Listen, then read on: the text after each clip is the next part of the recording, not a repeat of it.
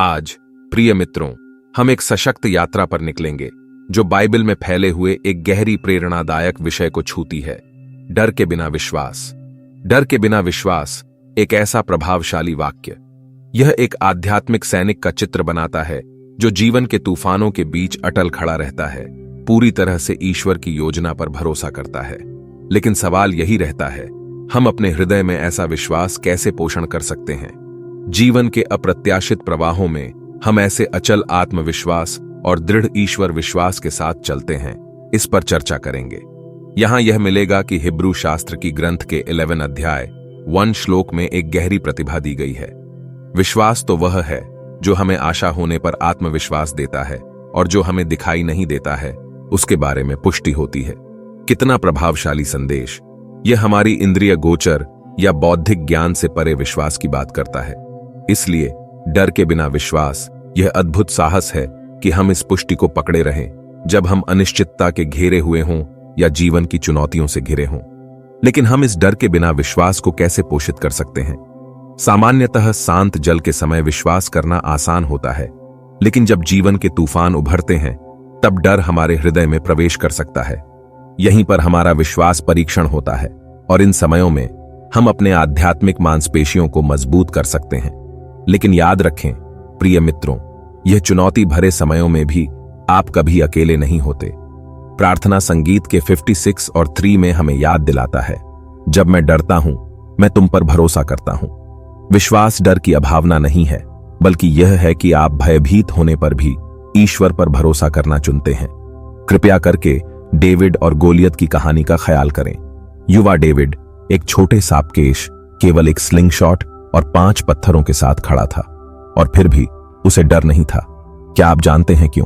क्योंकि डेविड का ईश्वर में विश्वास उसके भय से अधिक था। उसे एक महान सेनापति का नहीं दिखाई देता था, उसे अपार शक्तिशाली ईश्वर दिखाई देता था। डेविड का डरपोक विश्वास ईश्वर के साथ उसके गहरे और व्यक्तिगत संबंध से उत्पन्न हुआ था। मित्रों, ईश्वर हमें इसी तरह के संबंध को संवरने के लिए आमंत्रित करता है, जो इतना व्यक्तिगत और गहरा हो कि हम बड़े सामरी प्रतिद्वंद्वियों के आगे हिल नहीं सकेंगे। हम डेविड की तरह हो सकते हैं, डर के बिना खड़े हो सकते हैं। न कि हम स्वाभाविक रूप से साहसी हों, बल्कि हमारा ईश्वर अनंतता से शक्तिशाली है। हम अपनी समस्याओं के आकार पर ध्यान नहीं देते, बल्कि हमारे ईश्वर की महिमा पर। हमारे जीवन में हम सार्वत्रिक दांव पर नहीं, लेकिन विशाल समस्याओं, विशाल भयों और विशाल अनिश्चितताओं का सामना करते हैं। इन पलों में हमें विश्वास में कदम रखने की आमंत्रण मिलता है, ईश्वर के वचनों में चिपके रहने की याद दिलाने की, और जानते हुए कि वह हमारे सामोरे किसी भी विशाल सामरी से बड़ा है। यह विश्वास एक निष्क्रिय स्वीकृति नहीं है, बल्कि यह साहसिक क्रिया है। यह अज्ञात की ओर एक बहुत ही साहसिक कदम है, जिसमें हमें विश्वास है कि हालांकि हम नहीं जानते कि भविष्य में क्या होगा, हम जानते हैं कि भविष्य क्या होल्ड करता है। प्रभु की कहावत 3, 5 और 6 हमें बताते हैं, अपने पूरे मन से प्रभु पर विश्वास करो और अपनी समझ पर न टिको। अपनी सब चीजों में उसे समर्पित करो और वह तुम्हारे मार्ग सीधा बना देगा। कितना प्रभावशाली याददाश्त है कि हमें यह मांगा नहीं जाता कि हम इस यात्रा में अकेले चलें या अपनी सीमित समझ पर आश्रित हों। बजाय इसके हमें ईश्वर पर टिके रहने, अपने पूरे मन से उस पर भरोसा करने और अपने सभी कार्यों में उसे स्वीकार करने के लिए आमंत्रित किया जाता है। जब हम ऐसा करते हैं, वह हमें वादा करता है कि वह हमारे मार्ग सीधा बना देगा। लेकिन याद रखें प्रिय मित्रों, डर के बिना विश्वास एक स्थानांतरण नहीं है, बल्कि एक यात्रा है जिस पर हम निकलते हैं। यह एक दैनिक निर्णय है कि हम ईश्वर पर विश्वास करें, भय के स्थान पर विश्वास चुनें और माने कि ईश्वर हमारे जीवन में काम कर रहा है, भले ही हम इसे नहीं देख सकें। डर के बिना विश्वास को ग्रहण करने का अर्थ है हमेशा यीशु की ओर अपनी आंखें मोड़ना, हमारे विश्वास के संकट में और संदेहों के बीच मोड़ना, उसके वचनों पर टिके रहना और उसकी निर्लज्ज और प्यार कर्तव्य पर भरोसा करना। आइए हम प्रार्थना करें। प्रिय स्वर्गीय पिता, हम यीशु के नाम में आपके सामने आते हैं। हम आपके अविचल और असीमित बल पर और आपके अपार प्यार पर धन्यवाद करते हैं।